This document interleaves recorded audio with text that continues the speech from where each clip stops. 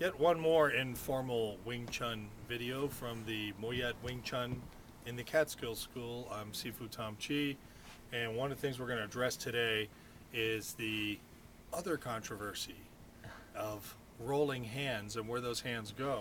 There are those who describe the rolling hands of chisao as being in a centrifuge or in rolling in a circle in this fashion, but that's not the way we're going to do it. The other thing that's often described is that both hands have to be on the center line. But as you can see, that doesn't work unless I'm also itching my palm. So what I want to do is to share the center line. If it's a taller person, then my hands will be higher. If it's a shorter person, my hands will be a hair lower, but I never want to go with a flat tan, because a flat tan is a defeated tan. So the tan has to be up, obviously not chokeel, at least a fist or fist and a half away. And I want to roll and share the center line in this fashion here. That's how I want to play my chisao. In application, let me bring you on this angle right here. In application, as I share the center line here, and by the way, he's breaking the wrist to wrist rule. Roll.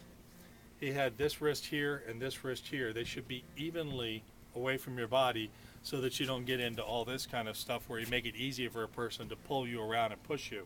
So as we share the center line, you can see if I have both hands one over the other, it'd be very easy for him to pal jong me. Oh my goodness.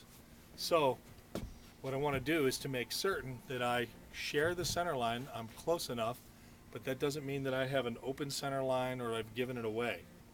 So that is the whole content here, is that the center line is shared.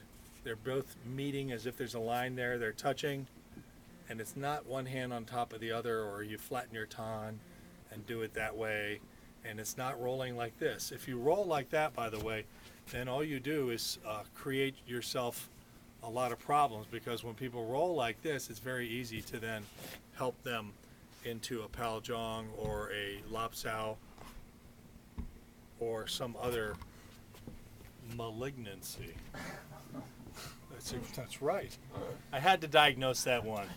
So again, I don't want to be rolling around and find myself getting pal jonged, and he doesn't want to be rolling around and find himself struck. So it's really important in order to maintain the control and the precision of Wing Chun, for which all the non-Wing Chun players love to go like, you guys overthink and you overtrain.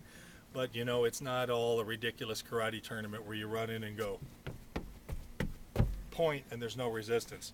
So what we do is we deal with an understanding of all phases of resistance and interaction, so that even with the eyes closed, it's very easy to feel exactly where he is and what he's doing. Look, I almost did like a thing here and end up having to fight Ghost Temp, because he'd be like, oh, if you're going to use elbows too badly, then we have to fight. So anyway, here, even with my eyes closed, it's very easy. I'm rolling hands. I'm being very careful.